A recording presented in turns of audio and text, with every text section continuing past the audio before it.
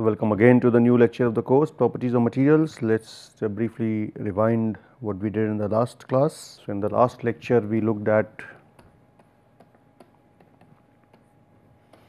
we worked out the slip systems in BCC, sorry, Hcp materials. So, in BCC we saw it has a closed pack direction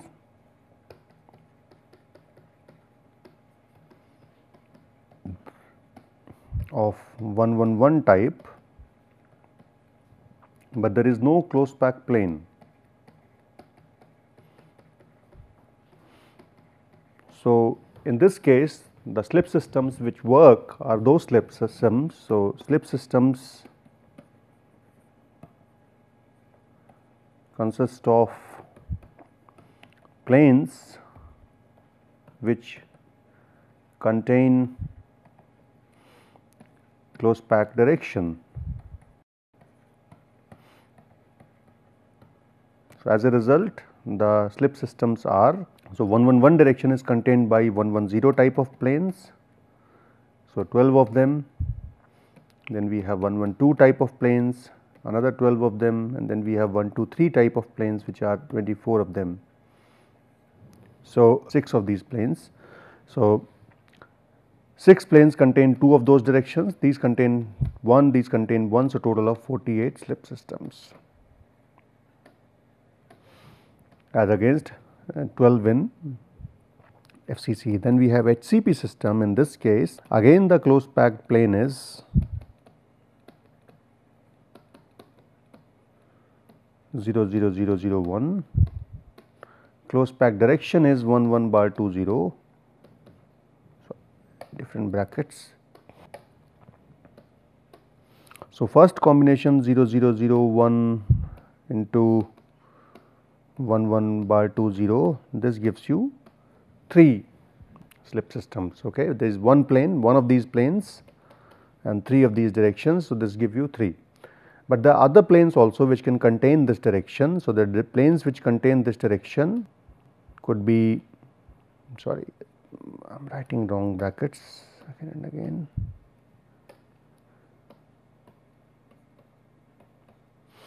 So, this is 10/10 plane, and then we can have 10 sorry 10/111 plane, they again contain 11/20 direction, and then again these give rise to what we call as, so this will, there are 6 planes of these, there are 3 planes of these, each contain one direction each. So, they give you another of 9 slip systems, total of 12 slip systems we have in Hcp. However, out of these 3 classes of materials, the most the easiest ones is FCC, because FCC contains a large number of closed pack planes. So, it has very large number of active slip systems. So, it is easy to deform as compared to BCC and Hcp. We will come to that a little later. Now, let us look at the phenomena of slip in terms of what is the required stress to carry out the slip. So, generally what you will see is that because of these slip systems, so if you look at the polygonal structure, so if let us say we have this polygonal structure of multiple grains,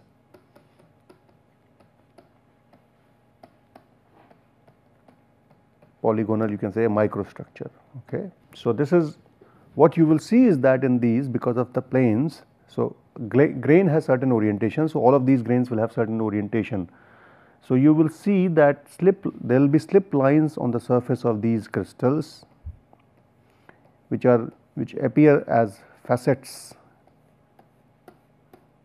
So, they appear as sort of steps, they can appear like this also, and so on and so forth.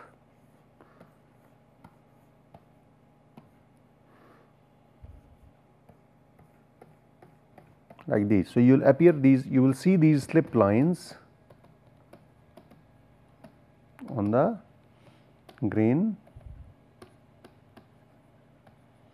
surface. So, these slip lines actually are the ones which are representative of the fact that slip has happened on certain planes, and those planes are of different orientation, they are oriented differently in different grains. So, since it is a polygonal structure, they also suggest that the planes are differently oriented, they take place along different directions on different planes in different grains. So, now and if you just carry out the single crystal, let us say if you take a single crystal wire and if you look at it microscopically speaking, the surface looks like this.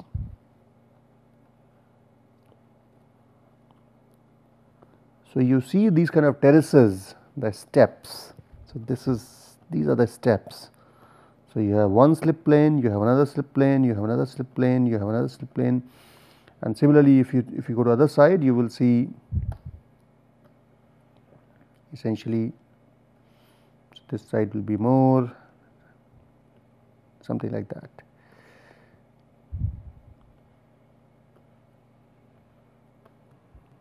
So, we will see these steps on the surface. Okay. So, these steps basically are representative of the fact. So, something like that. So, these steps on the surface, they are representative of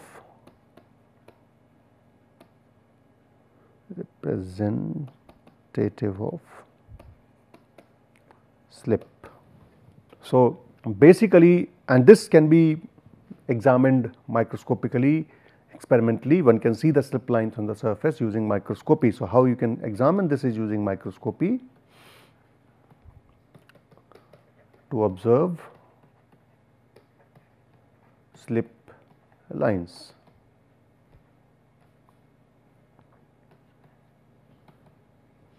Okay. So, these slip lines can be microscopically observed, and now the question is, if you have this kind of uniaxial deformation, can we calculate the stress that is required to take place to make the slip occur. So, essentially you can see that you have a wire like this, and as you start deforming, the wire's surface will show these, it will get longer and it will show these kind of steps on the surface.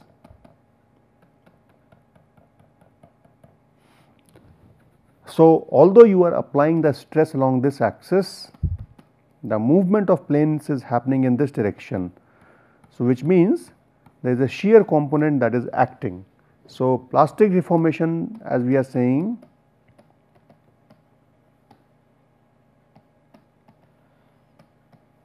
happens by slip. This slip requires stresses in these planes which are of shear in nature. So, this is your tensile axis, but for atoms to move in these planes, what you have is a shear component. So, essentially the slip takes place in oblique planes to tensile axis by shear stress. So, the question is, how does the deformation takes place in a tensile test? So, this is what you have. You have a material whose schematic, let us say a wire with a certain cross section. Okay. And this wire is subjected to a tensile stress. So, this is sigma, this is sigma. So, this is tensile stress that is applied to the wire. In this wire, it has certain orientation, let us say UVW. Okay. Let us say this is a single crystal wire. Okay. So, this is single crystal wire. Let us say it has a slip plane which is oriented like this. So, this is the slip plane that is there. This is the slip plane. In this slip plane, we have a slip direction. Let us say this is the slip direction which lies in this plane. Okay. So, I can say this is u prime v prime w prime, this is u v w and this is the slip plane h k l. So, and this is the, let us say, normal to slip plane. So, this is normal to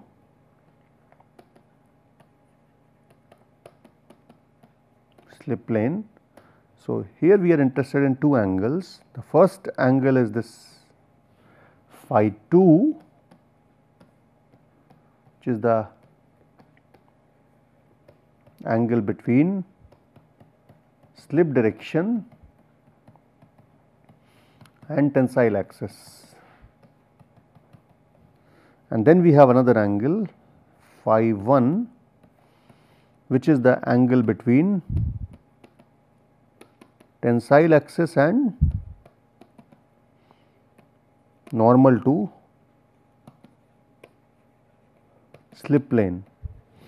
Now, phi 1 plus phi 2 can under special circumstances can be 90 degree, but they do not necessarily have to be 90 degree, they can be different than 90 degrees. Okay. So, the question is, when you apply this tensile stress, we want to work out what is the shear stress on the slip plane in the slip direction due to this applied stress. Okay. So, sigma, let us say the cross sectional area is A,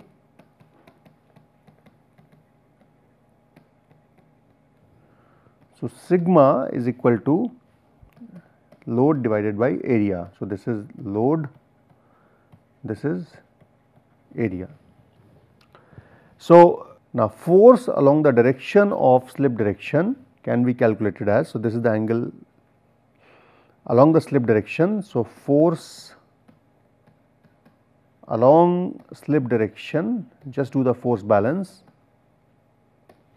it is F d, and F d can be given as F into cos of phi 2. Okay. And if I look at the area of slip plane by geometry, so area of slip plane, then area of slip plane by geometry will be A divided by cos of phi 1. Okay. So, if that is the case, then the shear, the resolved shear stress will be equal to force along the slip direction. So, this is the shear stress within the plane. So, shear stress in slip plane, this is equal to force in the along the direction of slip divided by area of the slip plane, and this is F of cos phi 2 divided by A divided by cos phi 1. So, this will be F divided by A into cos phi 1 into cos phi 2, or it will be sigma into cos phi 1 cos phi 2. This is the resolved shear stress that is in a slip plane when a tensile stress is applied to the wire. So, this is called as Schmidt's law,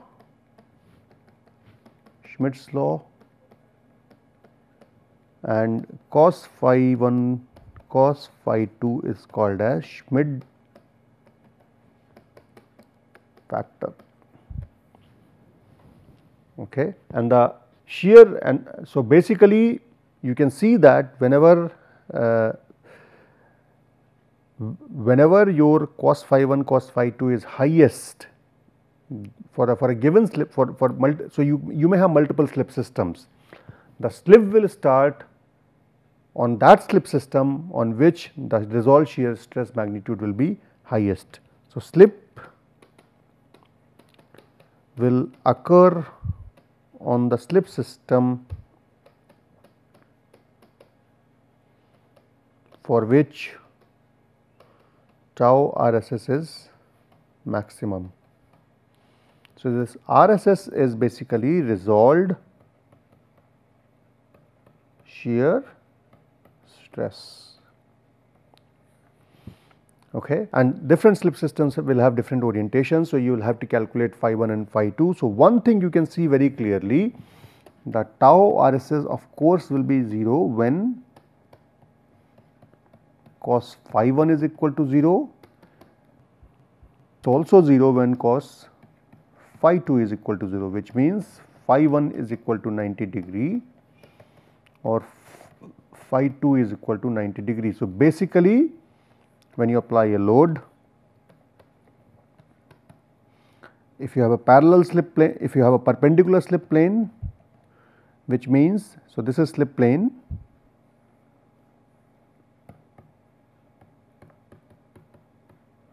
this is the normal, this is the F force. So, the angle between force and the normal, which was angle phi 1, which means phi 1 is equal to 0 degree, and phi 2 is the slip direction, is 90 degree. So, this will lead to tau being 90. So, if your plane is perpendicular, there is no slip. Another thing that you can see is that if your plane is parallel, if your plane is like this, then of course you can see this is normal, this is D. So, in this case phi 1 is 90 degree, but phi 2 is 0 degree. So, again the tau RSS is equal to 0. So, these are the two configurations when slip will not occur, because there is no resolved stress on these any of these two planes, but you can do calculations otherwise. And what you can see is that this resolved shear stress gives rise to a concept of what we call as critical resolved shear stress.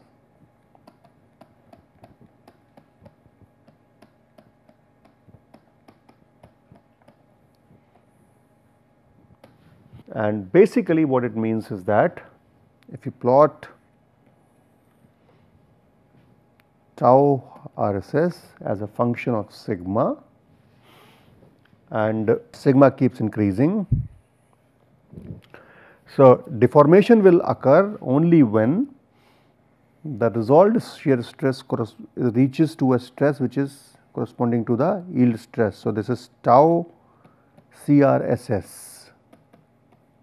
So, this is, so when the resolved shear stress is such that the value of resolved shear stress is lower than the corresponding yield stress, then you are in elastic regime, and after that you are in plastic regime. So, the moment your resolved shear stress increases sigma y, you start deforming. So, basically your resolved shear stress has to exceed this value corresponding to sigma y, which is called as critical resolved shear stress, CRSS. So, RSS has to exceed CRSS for plastic deformation to occur, and this RSS will be different on different planes. On certain planes it may be lower than CRSS, on certain other planes it will be higher than CRSS. So, basically you can say tau CRSS is given as, so this sigma becomes sigma y into cos phi 1 cos phi 2.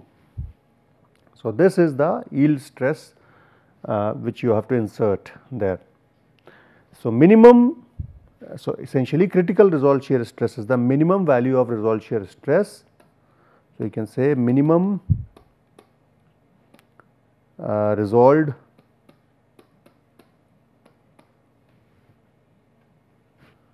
shear stress at which deformation will begin. If CRSS is, if the resolved shear stress is less than tau CRSS corresponding to yield stress, you will be in elastic region, you will not have any deformation whatsoever.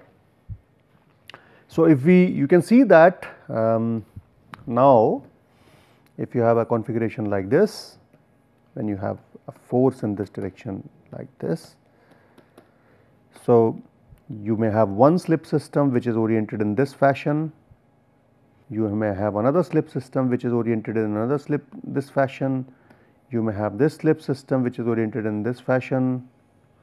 So, these are different slip systems. So, this is 3, this is 2, this is 1. So, what you got to do is that you need to calculate the resolved shear stress for each of them. So, calculate resolved shear stress for each slip system. Then see whether tau RSS is higher than tau CRSS or lower than tau CRSS for each of them. So, obviously, if it is lower than tau CRSS, then no plastic deformation at all. If it is higher than plastic deformation, then tau CRSS, then plastic deformation will be possible. Then you compare, if tau RSS is bigger than tau CRSS, then compare tau RSS for one plane, tau RSS for second plane and tau RSS for third plane. First to deform will be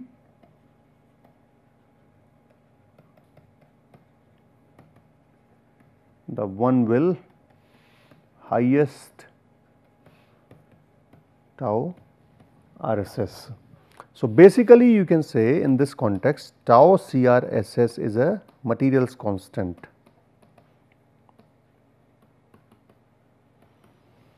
Provided phi 1 and phi 2 value are constant.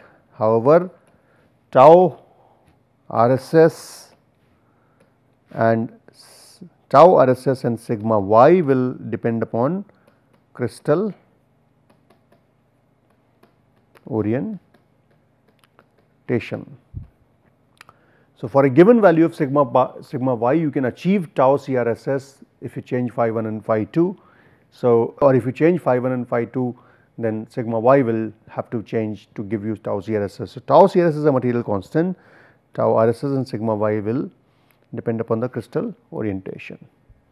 So, this basically gives you what we call as, so sigma y is equal to tau RSS divided by CRSS divided by cos phi 1 cos phi 2. So, this gives you basically an isotropy of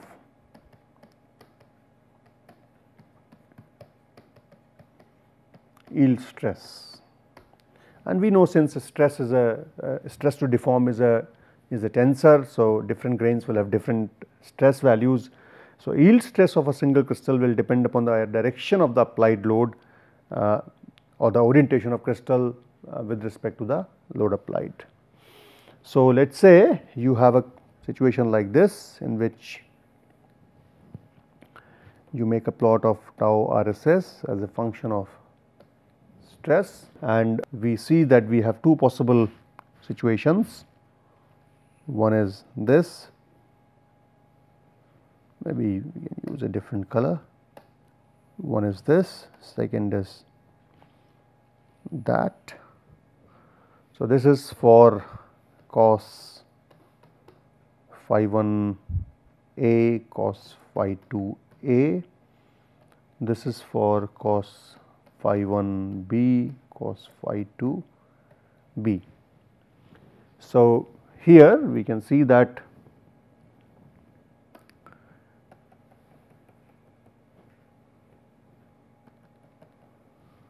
this is, you can see if you compare the two, then if this is the sigma y, then this is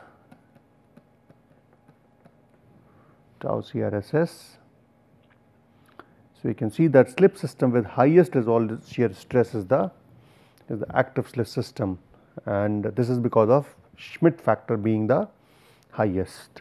So, Schmidt factor orientation of the crystal plays a dominant role in at what value or when the plaster deformation will start. So, if you have a slip system, it may start deforming at lower yield stress if it is oriented appropriately. So, you have tau CRSS, which is a combination of sigma y and cos phi 1 into cos phi 2. So, you want to achieve this value of tau CRSS. So, you can keep this fixed and then increase this, so that you can increase Schmidt factor.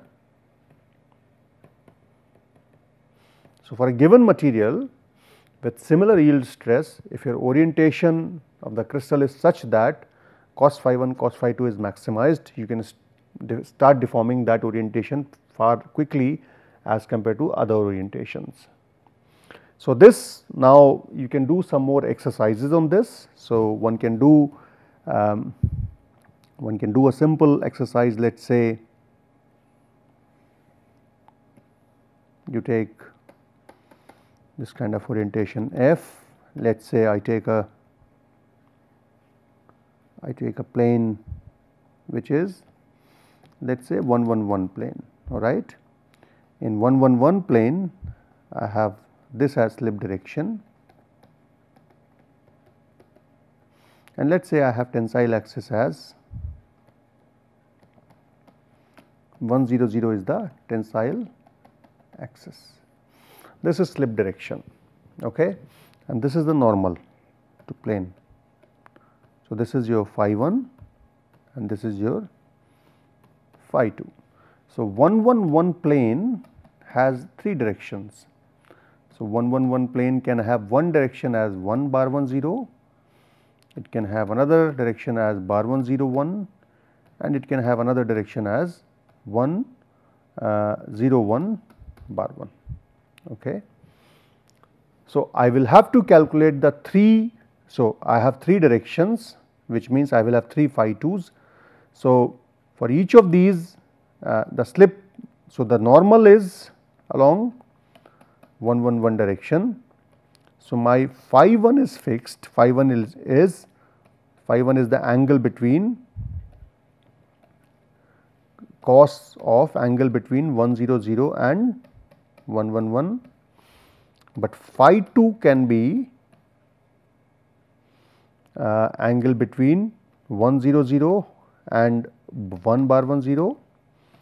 It could be cos of angle between 100 and bar 101, and it could be angle between 100 and 1001 bar 1. So, I need to find out this, and I need to find out this, this and that, and then I see what is tau RSS. So, if let us say there is some sigma y for a given material or for a given orientation, then sigma y into cos phi 1 into cos phi 2. So, I can see one combination is this, second combination is this, and the third combination is that, and out of these 3 values then I will make a comparison which one will start deforming first. So, we will do one calculation of this in the next lecture. What we have done in this lecture is we have just looked at the concept of resolved shear stress and see. So, basically what we see that you have slip lines on these crystals, and these slip lines are at certain angle to the tensile axis, and this can be easily seen in the microscope.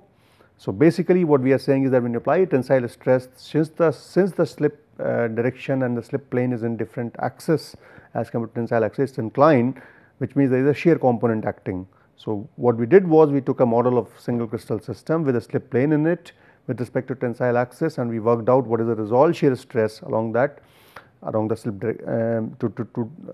direction. So, the material will deform when the resolved shear stress on a particular orientation is highest, provided it is above the yield, the critical value of stress that is required to form the material. So, we will do a simple calculation in the next class, go through this, and if you have any questions you can post them on the online portal. Thank you.